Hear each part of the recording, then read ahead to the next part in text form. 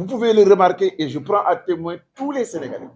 Chaque fois qu'il s'est agi de combats citoyens, de combats démocratiques, nous avons été présents et nous avons dépensé sans compter pour que respectent les Sénégalais, pour qu'on respecte la justice, pour que l'état de droit soit une réalité. Ce combat-là, nous avons été durs avec les régimes, avec tous les régimes. Vous vous souvenez du jour du 23 juin et du 21 juin à l'Assemblée nationale. De ce qui s'est fait, c'était un don de soi pour la République, pour l'état de droit, pour la justice. Ces mêmes faits, ce même état d'esprit, ce même engagement à être à côté des Sénégalais, à se battre pour le citoyen, quelle que soit sa couleur, quelle que soit son ethnie, quelle que soit sa région, c'est cette même identité qui nous a réunis au sein de Yewwi Askan Wi. Si nous sommes logiques, si nous sommes honnêtes, si nous sommes des patriotes, alors le même régime que nous nous appliquons individuellement dans nos partis, dans la rue, que nous administrons au président de la République, nous devons nous l'inculquer à nous-mêmes et en faire la clé de voûte de notre organisation au sein de Yewwi Askan Wi. Parce que le challenge est grand. Il s'agit ni plus ni moins de changer le Sénégal. Il s'agit ni plus ni moins de créer une société plus juste, plus démocratique, plus disponible pour ses citoyens. On ne peut pas vouloir une chose et son contraire. On ne peut pas vouloir la démocratie, l'état de droit, la justice, l'équité et la transparence. Et lorsqu'on est dans son coin, dans sa coalition, à l'intérieur de l'opposition, au moment où on n'est pas fort, on use du système antidémocratique. On ne fait pas dans la transparence, on n'est pas généreux, on n'est pas solidaire et on ne respecte même pas ses partenaires. C'est des signes. Et nous sommes en droit d'alerter. Magum waxoon naa ko moo gën fuuf magum xamoon naa ko. Nous sommes dans des dispositions aujourd'hui de dire ce qui doit être. Notre position et notre place dans l'opposition ne souffrent d'aucune contradiction et d'aucun doute. Nous sommes là-dedans parce que nous sommes partie prenante et nous avons tout fait pour que cette coalition existe. Il faudrait que chacun d'entre nous sache que cette démarche que nous faisons est juste symbolique dans le sens que nous voulons alerter les citoyens et nous voulons aussi revendiquer nos droits à l'intérieur de Yewwi Askan Wi parce que Yewwi Askan Wi ne doit pas être loin des préoccupations des Sénégalais. Pour tous ceux qui nous connaissent, nos préoccupations ne peuvent absolument pas être d'être à la place à l'Assemblée nationale ou dans telle posture ou telle posture. Non.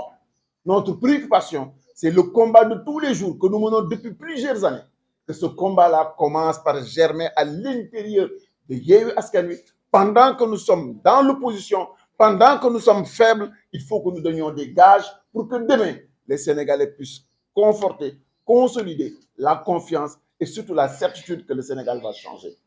Lii mooy ñu boole tey jii ànd jii ñu ànd nii ndax ñi fi nekk ñëpp ñoo mag poste ñi fi nekk ñëpp ñoo mag ay cër parce que li tax Sénégalais yi xàmmee leen bi ngeen fi gis kenn koo xamee ni Sénégalais yi dañ ko ràññee ndax ministre la déedéet dañ ñoo ràññee ñun Sénégalais yi dañ ñu ràññee parce que suñu jikko dañ ñu ràññee par suñu constance dañ ñu ràññee par suñu bëgg-dëgg dañ ñu ràññee parce que suñu teewaay ci kanamu askan wi te depuis ay at a ngi lu ëpp ñaar fukki at yoo xamee ne amul benn combat boo xamee ne xew na ci réew mi boo xamee ne manqué nañ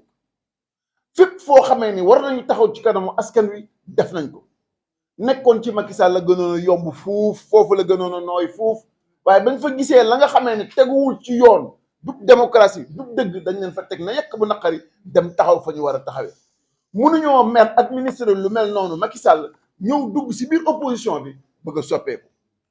li ñu bëggal ñun suñu bopp mooy lu waay di wax di wuyoo da nga koy niru li ñu bëggal suñu bopp mooy li ñuy yéene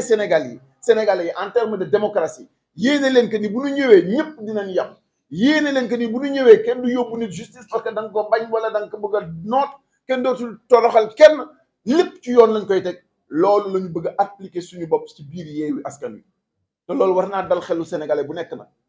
lii daf leen war a conforter ni yéene ju ñu am pour Sénégal soppeeku lu wér la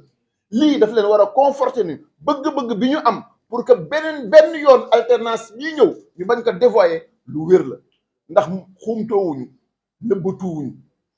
lépp lu ñu leen wax ci kanamu caméra yii wax nañ ko ca biir Yewwi Askan Wi bi ñu demee ba nga xamee nag bunt yëpp tëj nañ ko nangootuñu wax def lenn loo xamee ne nanguñu ko teg ci kanamu askan wi sañ buñ ko mënulee jot sañ nañu wax ba sénégalais yëpp dégg lan moo ci xew tey jii nag bu ko sénégalais yi déggee bu ñu ubbee ñu dugg bu ñu wootee ñu toog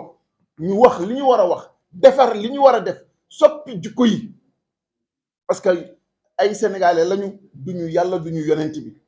ay politiciens lañu duñu ay jinne